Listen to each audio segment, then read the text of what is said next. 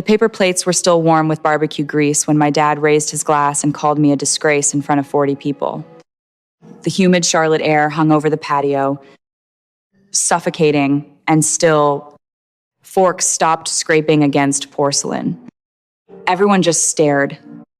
My brother smirked into his beer, waiting for my usual apologies or for me to run away crying. I swallowed the hard lump in my throat and forced a smile. A real, cold, entirely hollow smile. I stepped right up to the head of the table, slid a thick manila envelope directly next to his birthday cake, and turned on my heel. The driveway gravel crunched under my boots as I walked toward my car.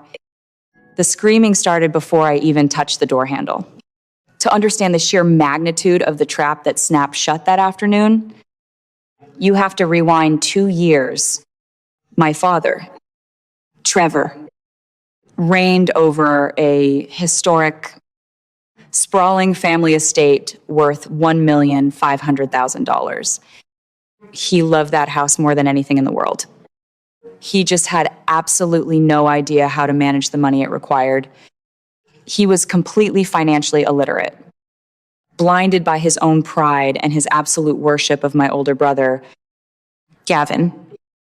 Gavin was the golden child, the heir apparent, the son who could do no wrong.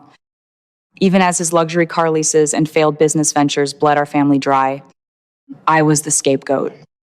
The quiet, boring title clerk who lived in a modest townhouse and was only summoned when something needed cleaning or organizing. 2 years ago, a piece of mail slipped through the cracks. My father missed the mailbox, and I found a foreclosure warning sitting on the kitchen counter. Trevor had secretly taken out a second mortgage of $150,000 to bail Gavin out of yet another bad investment. They hid it from me. They hid the missed payments. They hid the default. The bank was 30 days away from auctioning off the estate.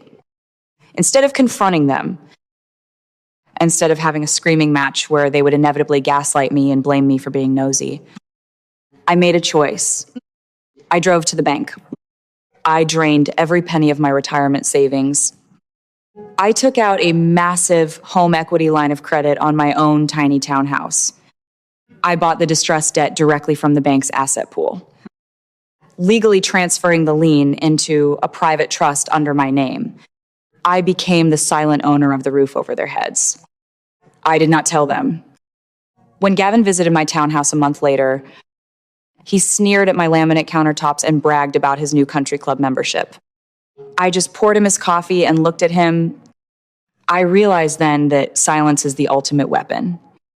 Reacting emotionally gives toxic people the exact fuel they need to paint you as the crazy one. I chose the cold, heavy power of leverage over the fleeting satisfaction of an argument. I owned them, and they had absolutely no idea. Fast forward to the week before my father's 65th birthday barbecue. Gavin was spiraling. His lavish lifestyle had finally caught up with him, leaving him and his materialistic wife, Erica, $200,000 in debt to some very aggressive private lenders. The balloon payment was due in exactly 14 days. My professional title agency software flashed an automated alert on my screen on a Tuesday morning. Someone had initiated a pre-listing title pull on the Charlotte estate. The requesting agent was a close friend of Gavin's. I knew he was moving pieces on the board, but I needed the exact blueprint of his betrayal. The opportunity arrived during a tense Sunday dinner. My father treated me like the hired help, snapping his fingers and ordering me to go fix the paper jam in his home office printer. It was a chore they always dumped on me because they refused to learn how to do it themselves. I opened the plastic tray. Wedged deep inside the rollers was a crumpled, half-printed page Gavin had hastily tried to abort and throw away. I smoothed out the warm paper on the desk. It was not just a real estate listing agreement. It was an intake signature page for a state-run, severely underfunded Medicaid nursing home. My brother was not just planning to sell the estate. He was planning to dump our father into a miserable facility that would legally drain his monthly Social Security checks to cover the bare minimum costs, leaving the entire $1,500,000 profit completely free and clear to pay off Gavin's debts. The day of the birthday barbecue arrived. Gavin's desperation masked itself as supreme arrogance. He actually brought his real estate agent and a wealthy couple to casually tour the grounds during the party, pointing out where they could demolish the old barn and put in a pool. I pulled my father aside near the grill. I kept my voice low and steady. I told him not to sign any documents Gavin put in front of him today. I warned him that things were moving behind his back. My father's face contorted with disgust. He loudly rebuffed me, his voice carrying over the music. He told me to stop being a jealous, paranoid mistake, and ordered me to go fetch more ice for the wealthy folks. Gavin walked up, draped an arm over our father's shoulder, and told the crowd to ignore me because I was just having one of my little episodes. You cannot save people who are actively trying to destroy you. I walked to my car. I opened the glove compartment. I took out the thick manila envelope containing the active property lien, the trust documents proving my ownership of the debt, and the crumpled Medicaid nursing home forms. I walked back to the patio just in time for the grand toast. My father raised his glass. He praised his golden son. He pointed directly at me and called me the disgrace. I stepped forward. I did not look at my father. I turned my warmest, most professional smile to the real estate agent and the prospective buyers standing near the buffet. I introduced myself as the primary lien holder of the property. I informed them clearly and politely that the estate had an active, encumbered title and absolutely could not be sold by the man giving the tour. Then I dropped the manila envelope onto the table. The real estate agent's eyes went wide. Professionals in that industry despise liars who expose them to legal liability. The agent snatched up the top document, read the recorded lien, and cursed Gavin out loud. The agent yelled that they were done and immediately marched the bewildered buyers off the property, their luxury SUV speeding down the gravel drive. The focus of the entire party slammed onto the table. My father ripped the remaining papers out of the envelope. His hands began to shake violently. The color drained from his face as his eyes tracked over his son's signature on the intake forms for the Medicaid facility. He looked at the deed. He looked at the debt payoff. He realized in one crushing, undeniable moment that the son he just praised was actively plotting to lock him away in a state ward. And the daughter he just publicly humiliated was the only reason he was not already sleeping on the street. Gavin began to sweat. He stuttered, his hands waving frantically in the air as his wealthy, untouchable facade shattered into a million pieces.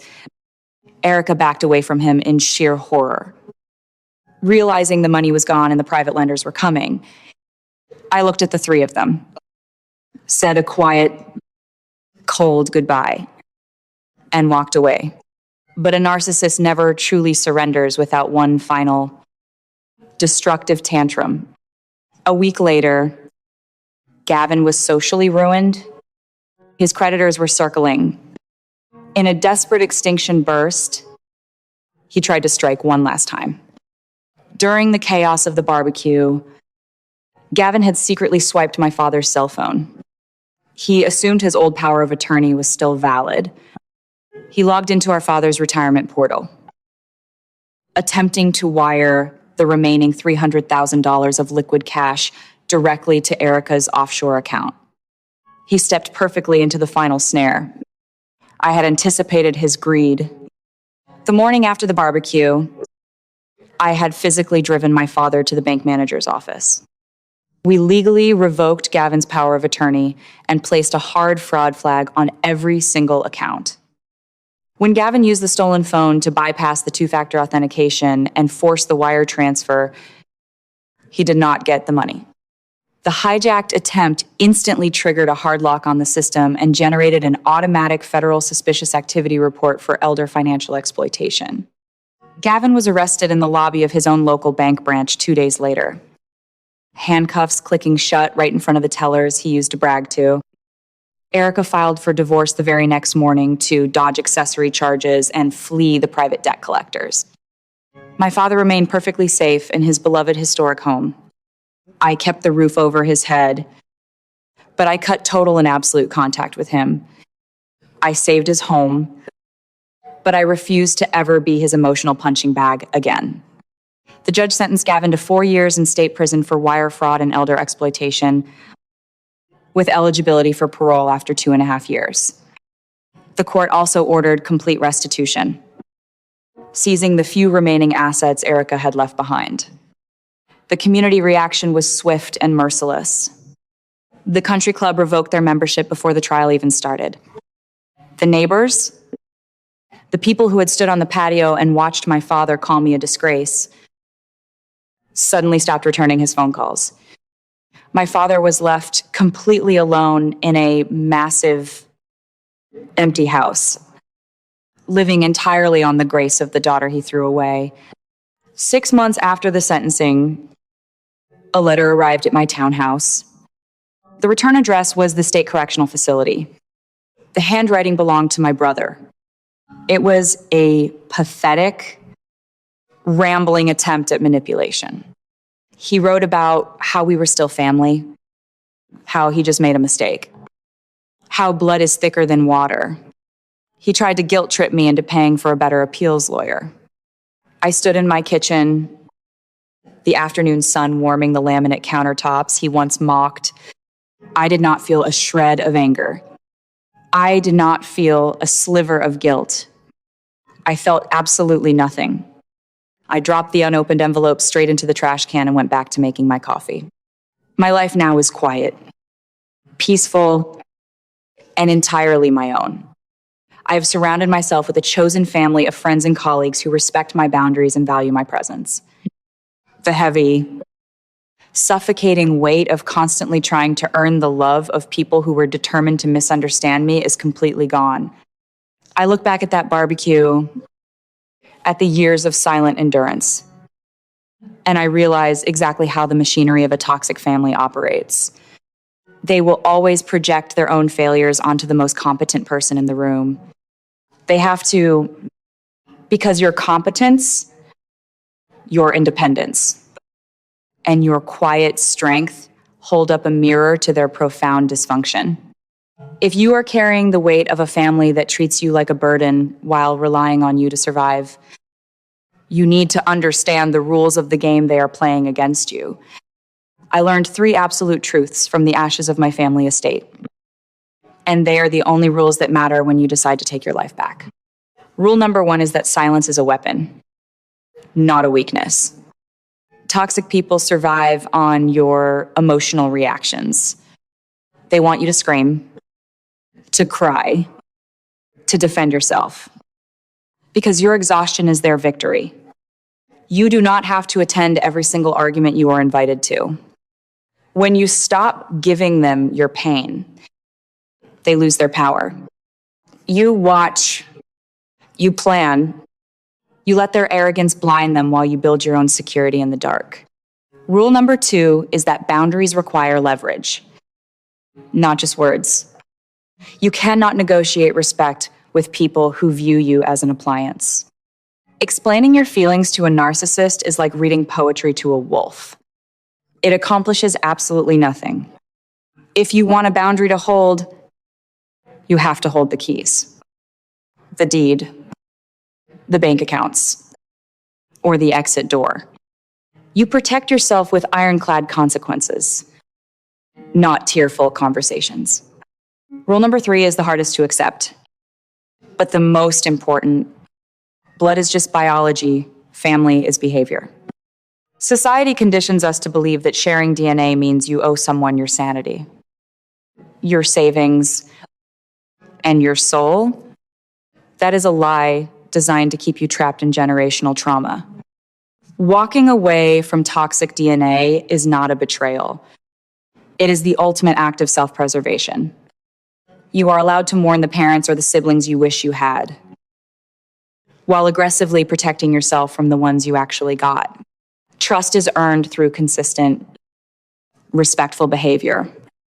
It is never owed just because someone shares your last name.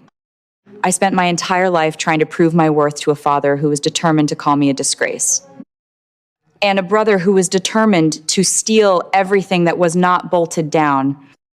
I am no longer the scapegoat. I am the architect of my own peace. If you have ever been the disgrace who silently carried the very people who tried to break you, I want to hear your story in the comments. Drop a black heart emoji if you have finally chosen your peace over their pride. Subscribe to Hidden Family Revenge, where the scapegoats always write the final chapter. I know exactly what you are screaming at the screen right now. You are watching Vanessa stand there, taking insult after insult. And you are thinking, why on earth did she wait 2 years to drop the hammer? Why drain her entire retirement for a father who calls her a disgrace and a brother who treats her like garbage? It is infuriating to watch. But before you judge her silence, you have to understand the psychology of a toxic family dynamic. What Vanessa experienced is something psychologists call intermittent reinforcement, or what I like to call the slot machine effect. When you grow up as the family scapegoat, you are not dealing with people who are cruel 100% of the time. If they were, it would be easy to leave. Instead, they give you crumbs, a brief moment of praise, a rare invitation, a father asking for your help with a minor chore. Those crumbs keep you sitting at the slot machine, pulling the lever over and over, draining your emotional bank account because you are hoping that the next pull will finally hit the jackpot of genuine love and acceptance. Vanessa was not weak. She was addicted to the hope that her competence would finally earn her a seat at the table. But the moment she realized her brother was going to dump their father in a state ward to steal the estate, she woke up.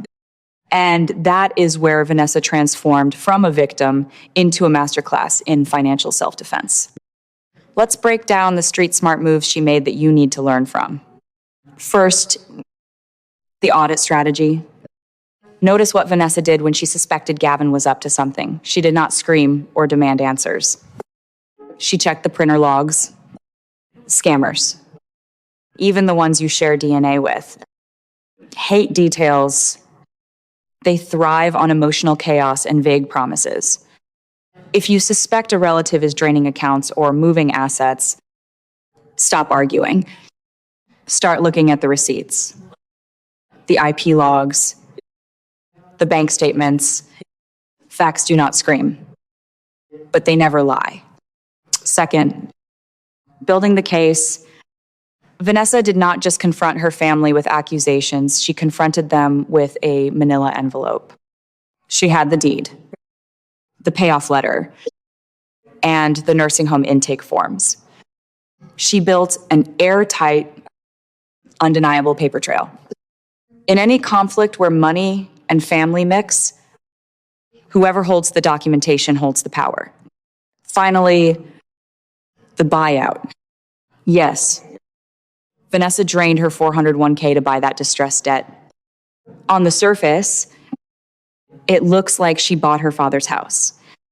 But what she really purchased was her own freedom. She bought the ultimate legal leverage to enforce her boundaries forever.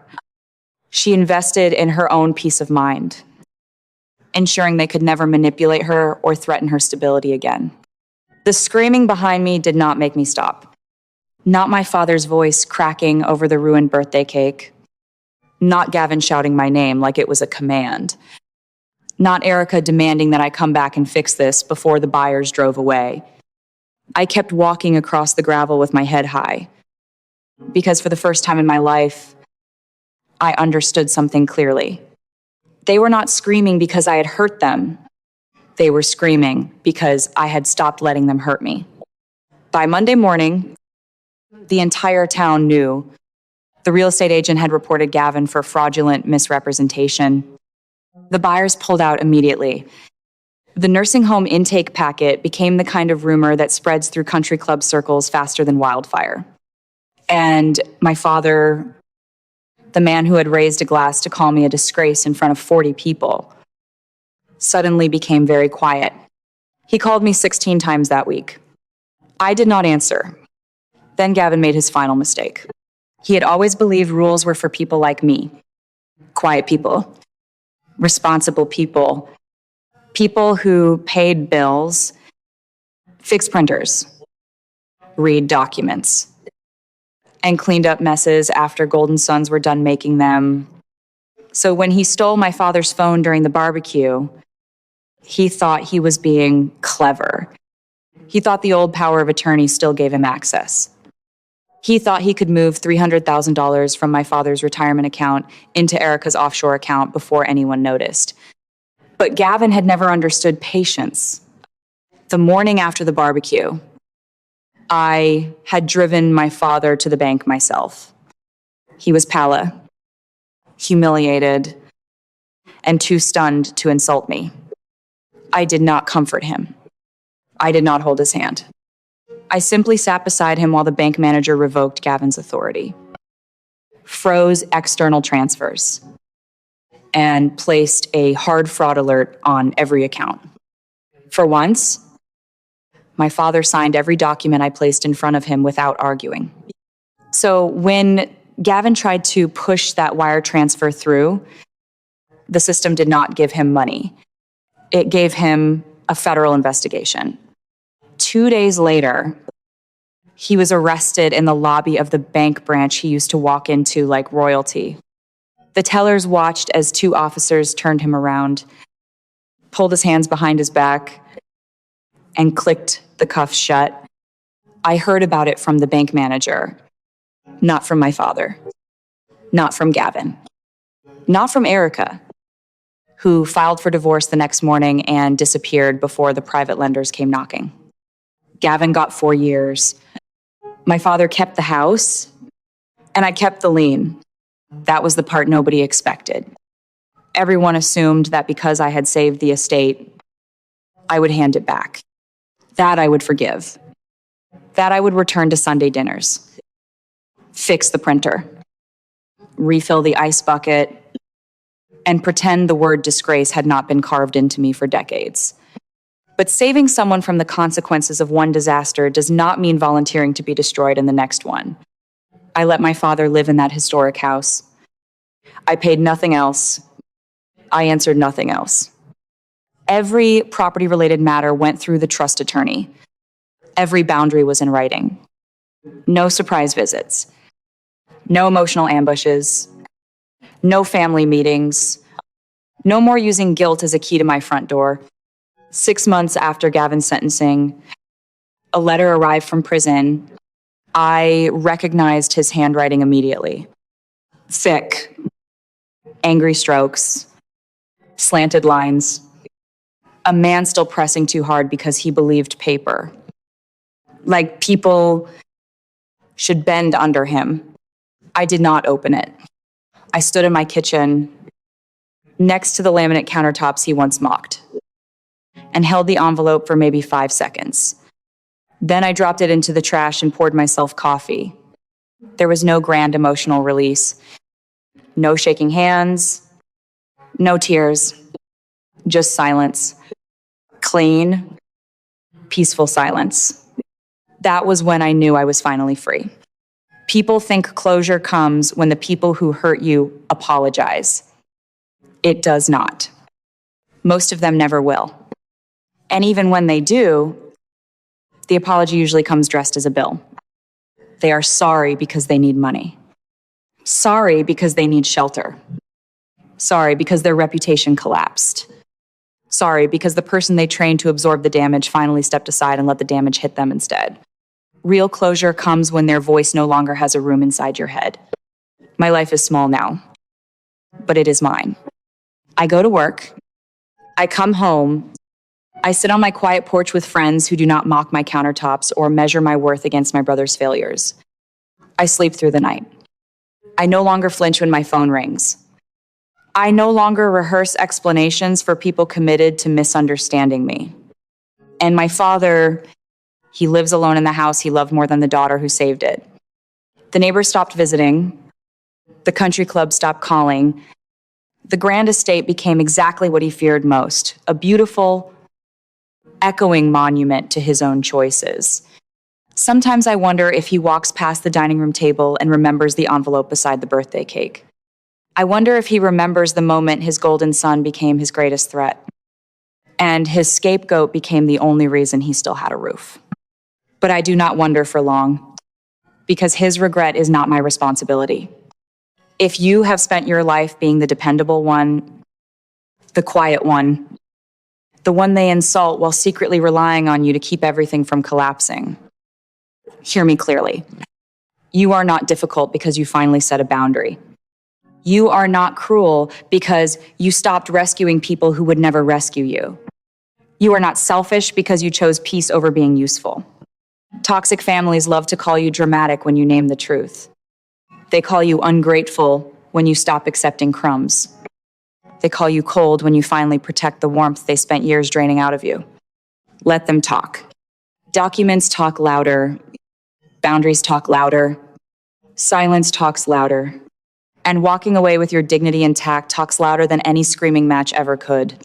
So tell me in the comments, were you ever the one holding the family together while they treated you like the problem? Did you finally drop the envelope and walk away? If this story hit close to home, share it with someone who needs permission to stop being the family safety net. And remember this, the scapegoat is only powerless while they keep playing the role. The moment they pick up the receipts, protect their peace, and leave the table, the whole fake kingdom starts to fall. Here is the hard truth you need to walk away with today. Blood is just biology. If a family member is willing to bankrupt you, humiliate you, or steal your future to fund their present, they are not family. They are a liability. You are allowed to walk away. You do not owe your sanity or your savings to anyone just because you share a last name. If you have ever had to financially untangle yourself from a toxic relative, or if you are the one quietly holding the receipts in the dark, tell me your story down in the comments. Hit subscribe for more strategies on protecting your wealth and your peace. And remember, trust is earned, not owed.